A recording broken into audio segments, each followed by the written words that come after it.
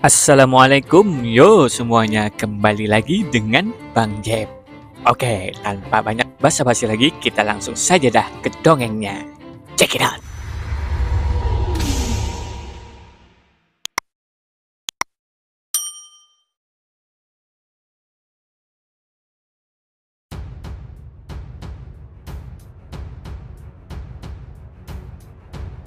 Sebelumnya, setelah Sen mendengar penuturan Juting yang katanya dia tahu sebuah tempat, yaitu tempat sarang para bis.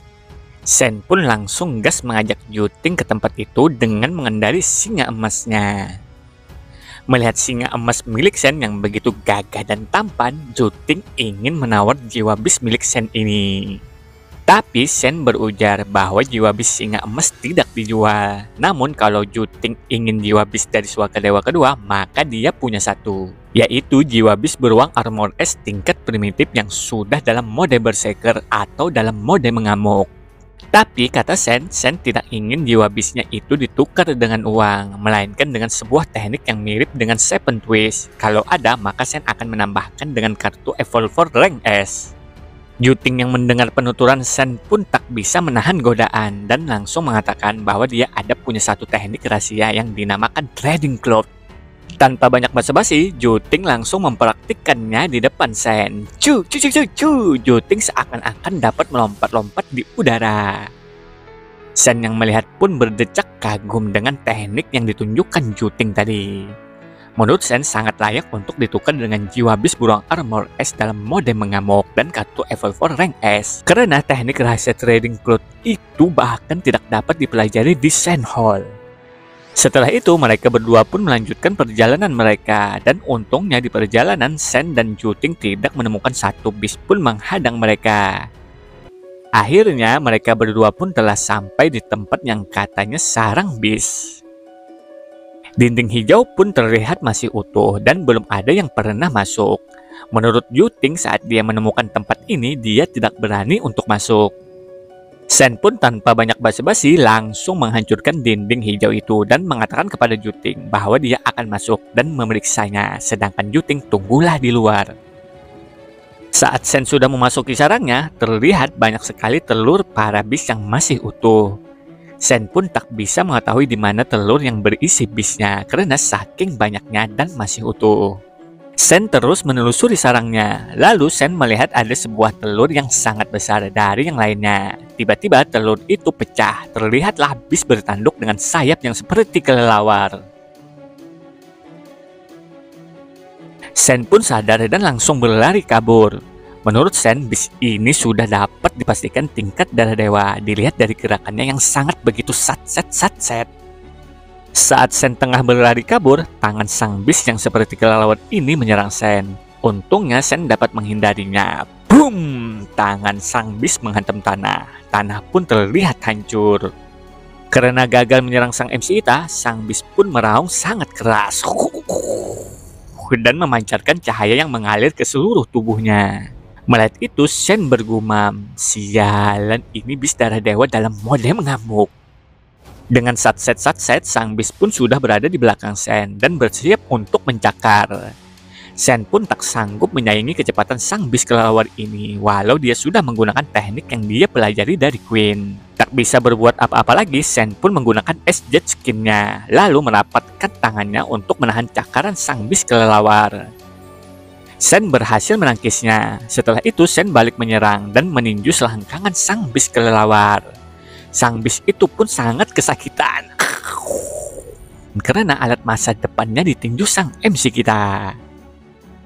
Sen dengan satset telah berada di punggung sang bis dan memegang sayapnya, lalu menebas lehernya menggunakan tangannya, tapi tak berefek sekalipun bagi sang bis. Sang bis kelelawar ini pun mencoba menangkap Sen, tapi Sen dapat menghindarinya. Menurut Sen, kenapa dia tidak menggunakan belatinya dikarenakan dia masih tidak cukup kuat untuk mematahkan tubuh sang bis, dan juga saat memegang belati gerakan Sen akan berpengaruh. Lalu Sen mencoba mencakar mata sang bis, walau terlihat ada darah, namun itu masih belum cukup. Malahan sang bis yang mirip kelelawar ini lebih mengganas lagi dan berhasil melukai Sen.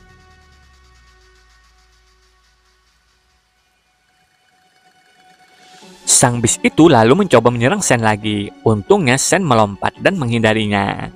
Melihat ada kesempatan, Sen pun bergegas untuk kabur. Pikir Sen saat ini dia tidak dapat mengalahkan sang bis yang mirip kelelawar ini. Namun dia sudah tahu di tempat ini ada bis tingkat darah dewanya. Jadi Sen akan kembali lagi ke sini setelah memiliki cukup poin gen. Singkat cerita, Sen berhasil kabur. Melihat itu, Juting bertanya-tanya apakah Sen baik-baik saja. Sen pun terdiam dan sejak saat itu Sen menerima Juting masuk ke grup Goddess Legionnya. Pikir Sen untuk saat ini dia akan menahan Juting di grupnya terlebih dahulu karena dia masih ingin memiliki teknik Seven Twist dari keluarga Chen. Setelah itu Shin berganti di kapal Daphne. Dikatakan Sen akan bergabung dengan tim masak dalam 2 hari untuk menyiapkan makan bagi profesor dan cendekiawan. Menurut Sen, dia tidak ahli dalam masak dan para prop cendekiawan dan para pejuang sangat pilih-pilih soal makanan. Jadi Sen hanya bisa membantu untuk menyiapkan bahan mentah dan menyiapkan makanan di piring. Kau rekrutan baru juru masak Hansen kan? Ku dengar kau lulus sprint di level 10 kemarin. Lumayan bagi lulusan Akademi Militer Elang Hitam. Apa kau baik-baik saja lulus dari sana? Tanya seorang peneliti muda bernama Tang Xin, alumni dari Akademi Pusat Aliansi. Menurutnya di nyamannya Akademi Militer Elang Hitam selalu di peringkat terbawah. Jadi dia sangat bangga karena dia berada di akademi teratas bukan di akademi terbawah. Sebenarnya Tang Xin ini sangat kesal karena Sen berhasil lulus menggunakan alat sprint di level 10. Sedangkan para alumni Akademi Aliansi Pusat tidak ada yang berhasil.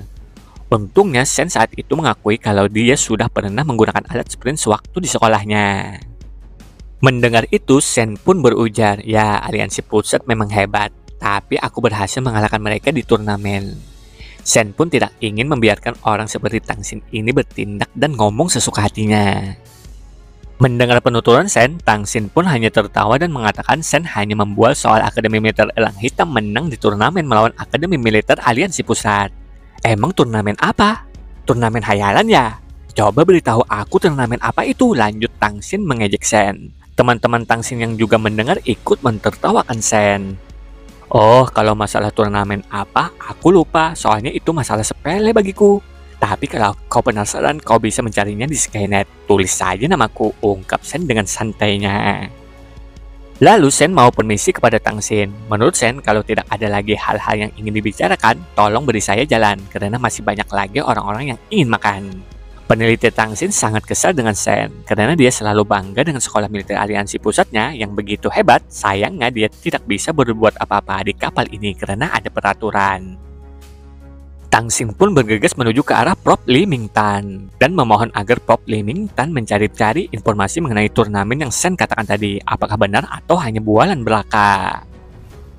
Setelah itu, Prof. Li Mingtan mencari-cari informasinya dan alangkah terkejutnya mereka semua saat melihat informasi di layar bahwa Sen memenangkan turnamen memanah melawan Akademi Militer Aliansi Pusat yang katanya sangat kuat dan hebat. Dikatakan turnamen saat itu turnamen yang menjadi sejarah karena monster versus kaisar yaitu Sen melawan Jing Yu. Melihat itu, ketua grup memasak yaitu ketua gendut tak menyangka Sen saat masih di sekolah sangat hebat dan itu juga membuat ketua gendut sangat senang karena Sen menampar Tang Xin dengan informasi yang mengagumkan. Menurutnya, para peneliti selalu meremehkan prajurit biasa, apalagi si Tang Xin itu selalu merendahkan orang-orang biasa dan membangga-banggakan dirinya alumni Akademi Militer Aliansi Pusat. Tapi kali ini dia sangat dibuat malu dan itu membuatku sangat puas melihatnya. Terlihat Tang Xin tak mood lagi untuk makan dan pergi dengan muka membirunya.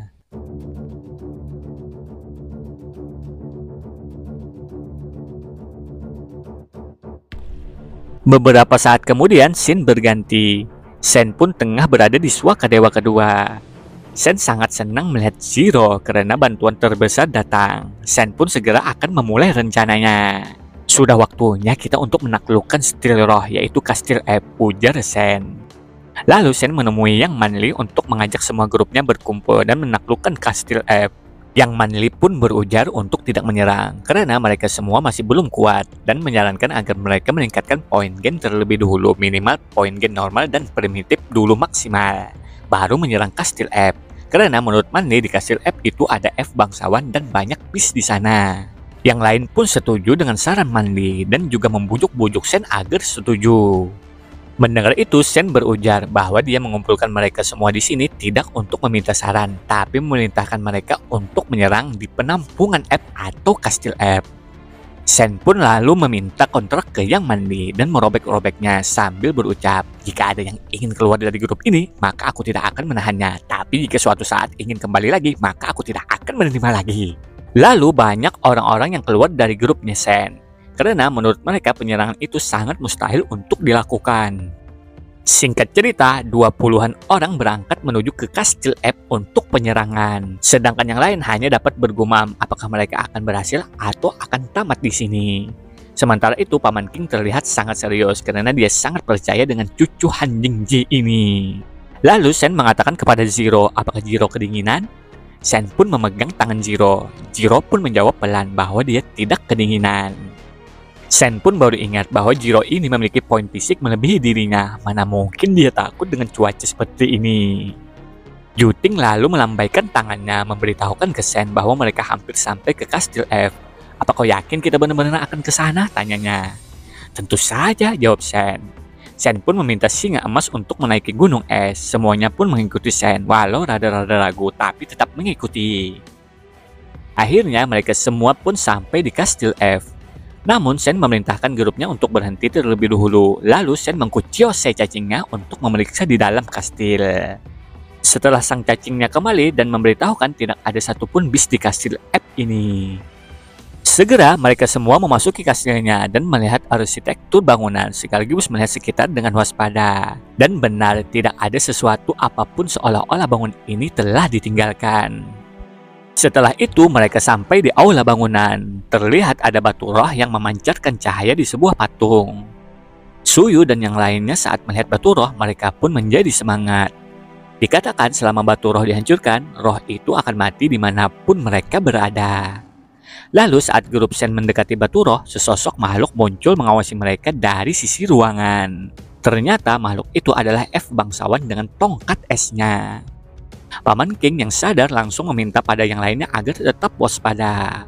Mereka semua pun tengah siap dengan jiwa bisnya masing-masing. Sang F bangsawan memandangi grupnya Hansen dan mengangkat tongkatnya. Tiba-tiba para bis bermunculan sangat banyak mengelilingi mereka. Hei manusia, kau akan menyesal telah datang dan memasuki wilayahku. Dan waktu itu kau mencuri bisku, ujar F bangsawan sambil menunjuk Hansen dengan tongkatnya.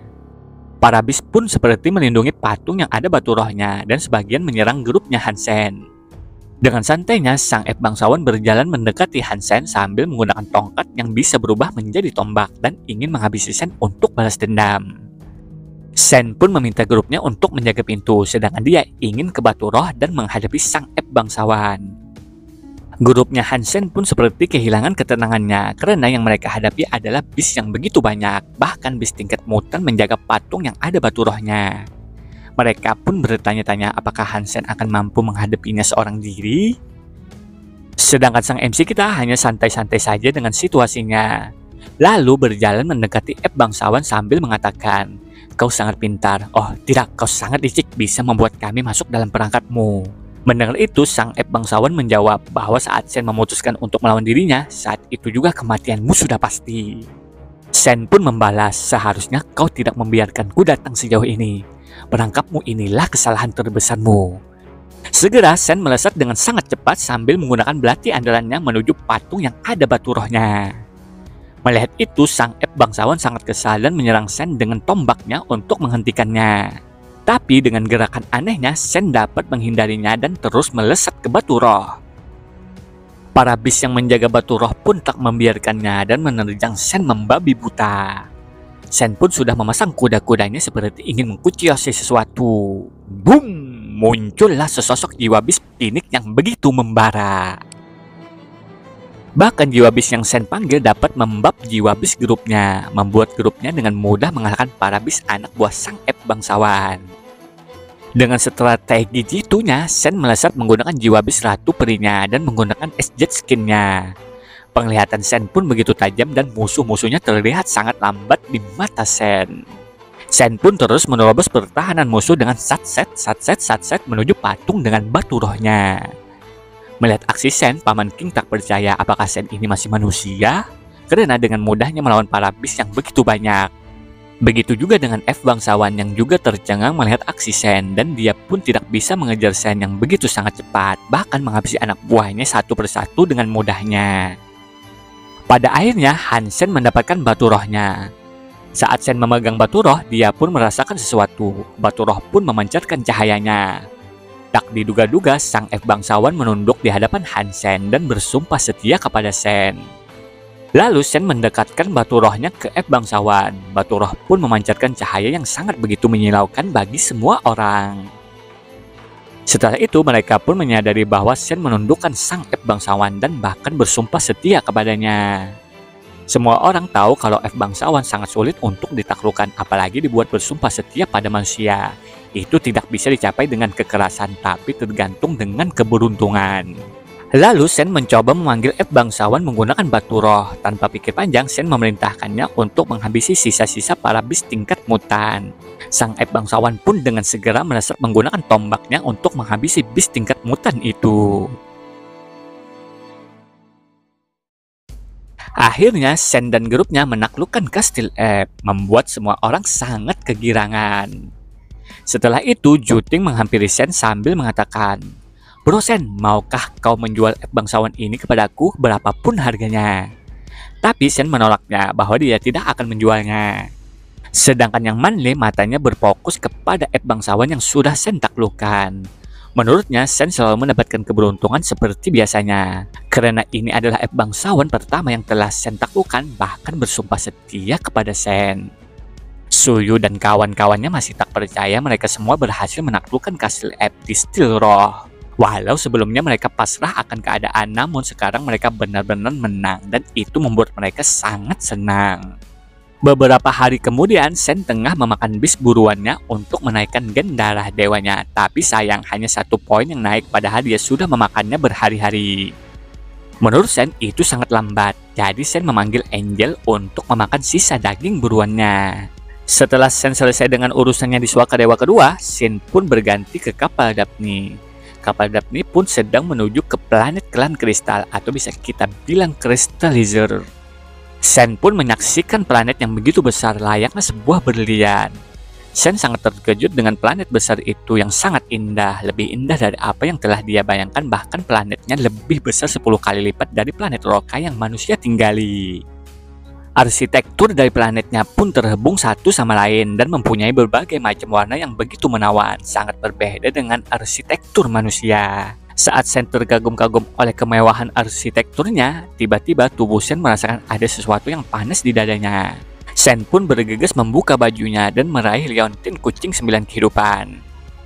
Shen pun merasakan liontin kucing 9 kehidupan begitu sangat panas, bagai mengambil gorengan yang baru saja digoreng. Semakin pesawat Daphne memasuki atmosfer dan mendekati planet kristal, semakin panas pula liontin kucing 9 kehidupan dan seperti akan hangus. Shen pun bingung dan tak tahu alasannya kenapa. Setelah itu, beberapa saat kemudian kapal Daphne pun berhasil mendarat ke planet kristal. Ken Shaoxun pun dengan para peneliti lainnya pergi ke lapangan dan mempercayakan kapal Daphne kepada Jian Ran. Walau Jian Ran kapten kapal, tapi dia tidak ada hubungannya dengan para peneliti di lapangan. Dia hanya menerima laporan yang diberikan Ken Shaoxun dan para peneliti.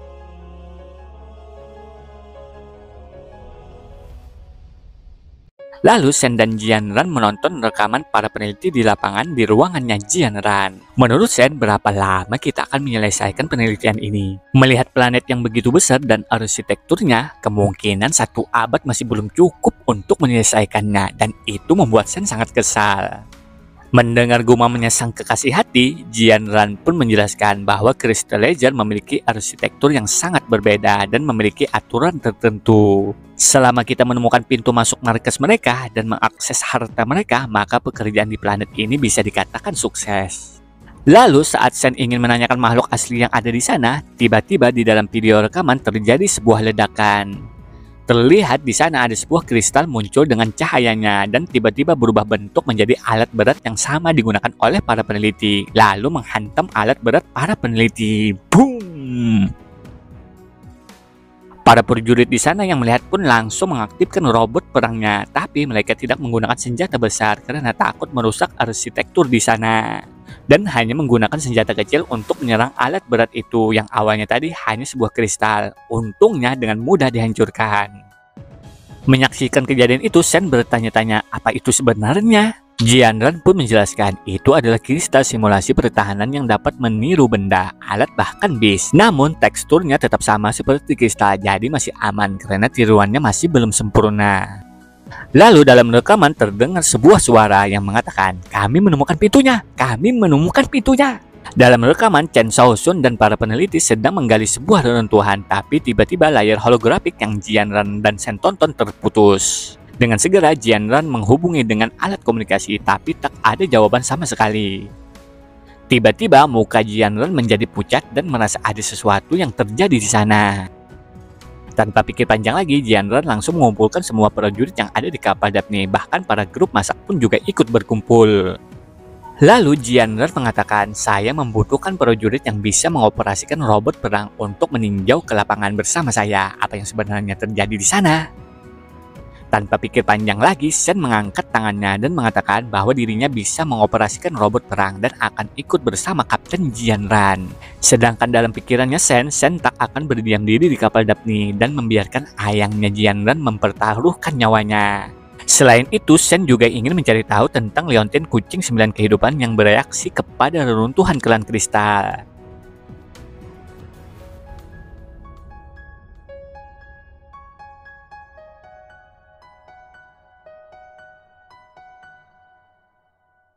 Singkat cerita, mereka pun menuju ke tempat kejadian menggunakan truk. Lalu Jianran memerintahkan sebagian untuk berada di truk dan sebagian mengikuti Jianran memasuki pintu. Mereka semua sangat waspada saat di depan pintu kristal hitam dengan pola-pola rumitnya. Saat Jianran ingin mengatakan sesuatu, tiba-tiba terdengar sebuah suara truk. Orang-orang yang diperintahkan Jianran menjaga truk menghampiri mereka dengan robot perangnya. Ternyata di belakang mereka banyak kristal merah mengejar dan seperti men-scan robot perang mereka. Lalu kristal merah itu berubah menjadi robot perang dan mengejar dua orang yang Jianran perintah menjaga truk tadi. Karena dalam keadaan terdesak, salah satu prajurit menembakkan laser untuk menyelamatkan temannya. Salah satu prajurit ingin menghentikan temannya itu menembak laser, tapi sayang sudah terlambat. Tembakan melesat menghancurkan kristal merah yang mengkopi robot perang. Namun bencana menghampiri mereka. Para robot perang kristal merah mengkopi tembakan laser tadi dan membalas menembaki mereka. Dua prajurit yang dikejar tadi terkena tembakan mereka dan hangus menjadi besi rongsokan yang terbakar. Melihat itu, Shen meminta mereka untuk berlindung di reruntuhan dan memasuki pintu kristal hitam. Sedangkan prajurit yang tadi merasa bersalah karena dirinya teman-temannya menjadi korban. Dia pun ingin mengulur waktu dan setelahnya akan menyusulnya, ujarnya. Tapi sayang sesaat Shen dan Jianran memasuki pintu, terdengar sebuah ledakan. Boom, boom, boom. Prajurit yang mengulur waktu tadi pun gugur. Shen pun sangat kesal, dia tidak bisa berbuat apa-apa. Namun saat ini tidak ada waktu untuk bersedih. Dia pun tak ingin Jianran berakhir seperti itu dan akan selalu melindunginya. Lalu di belakang pintu gerbang kristal hitam ada satu jalur menuju sebuah ruangan yang penuh dengan cahaya merah yang memancar. Shen dan Jianran pun bergegas ke sana sebelum robot perang kristal merah berhasil mengejar mereka. Sesampainya di sana banyak sekali pintu-pintu kecil dan kristal merah. Jianran pun terdiam bingung, jalan mana yang akan mereka pilih? Namun karena Shen sudah tak sabaran langsung menonaktifkan robot perangnya menjadi sebuah koper. Jianran pun mengikuti apa yang dilakukan Shen. Lalu saat Shen dan Jianran memasuki jalan setapak, Shen langsung menggoyang serigala bergigi salju untuk menelusuri jalan mereka terlebih dahulu. Kalau ada sesuatu di depan. Saat di perjalanan, Shen melihat patung-patung yang memiliki warna yang berbeda-beda. Bentuk mereka pun sedikit aneh, tidak seperti manusia maupun bis. Jianran pun mengatakan bahwa patung itu adalah patung yang disembah para klan kristal layaknya dewa. Namun Shen tidak terlalu mendengar apa yang Jianran katakan tadi, karena dia menyadari sesuatu dari salah satu patung dan mengatakan, "Hei, keluarlah! Kalau tidak, aku tidak akan tinggal diam," ancam Shen. Seseorang pun keluar yang ternyata adalah Tang Xin. Jianran yang melihat menanyakan keadaannya dan keadaan yang lainnya. Namun Tang Xin menjawab bahwa mereka semua terpisah dan tersebar sambil mendekati Shen dan Jianran. "Berhenti di sana," ucap Shen dengan senjatanya mengarahkan ke arah Tang Xin. Tanpa ragu, Shen menembak Tang Xin di kepalanya. Melihat itu Jianran terkejut, tapi dia tahu betul ayahnya ini tidak mungkin membunuh orang tanpa alasan, walau sebelumnya Tang Xin menyinggung Shen. Dan benar saja, di punggung Tang Xin telah tertancap sebuah batu kristal yang mengalir akar-akar di uratnya. Itu kristal perasit, ujar Jianran yang siap dengan senjata pistolnya. Ciu, ciu, ciu, ciu. Tanpa basa-basi Jianran pun menembakkannya. Namun tiba-tiba terdengar suara yang mengatakan senjata tidak mempan padanya, gunakan jiwa habis untuk melawan. Shen dan Jianran pun menoleh yang ternyata itu adalah Prof Liming Tan dan beberapa peneliti muda di dekatnya.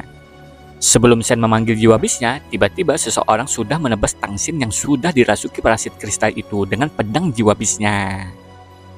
Seorang prajurit grup masak tidak pantas berada di sini, ucap Wang Hao kepada Shen dengan tatapan tajamnya. Seorang prajurit tetaplah prajurit, jawab Shen yang mendengar penuturan Wang Hao tadi.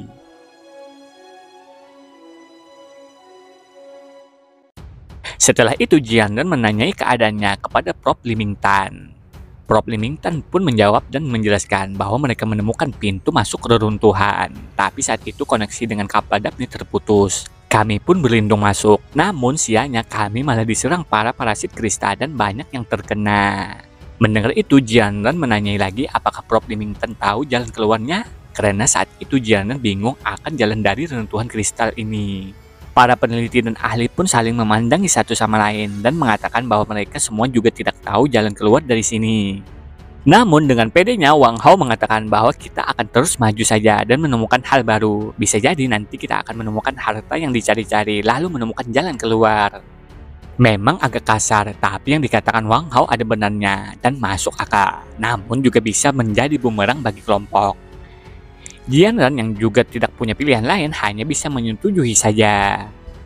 Namun para kelompok peneliti ini sudah mengetahui di mana letak harta itu dan di mana yang bahaya dalam reruntuhan, walau hanya secara kasarnya. Tapi itu lebih bagus daripada tidak. Hansen tetaplah berada di dekatku, bisik Jianran pelan ke ayangnya. Shen pun mengangguk, sedangkan dalam pikirannya tentu saja aku akan selalu berada di dekatmu. Kalau tidak, bagaimana aku akan melindungimu kalau dalam bahaya? Wang Hao yang mendengar bisikan Jianran yang meminta Shen selalu di dekatnya langsung berujar, Kapten, kau membawa prajurit masak, apa kau ingin melindunginya? Atau dia yang akan melindungimu? Ejeknya ke Shen. Shen hanya diam tak menanggapi, namun Jianran sudah tidak bisa menahan lagi dan ingin melabrak Wang Hao yang selalu mengejek ayangnya. Sebelum itu terjadi, Prof Liming Tan menghentikan bersih tegang mereka. Begitu juga dengan peneliti yang lainnya. Setelah itu, mereka pun lanjut menelusuri reruntuhan dan menemukan pintu gerbang kristal hitam lagi dengan pola uniknya. Namun kali ini Prof Liming Tan yang melihat polanya begitu sangat senang. Apa ada sesuatu di sana?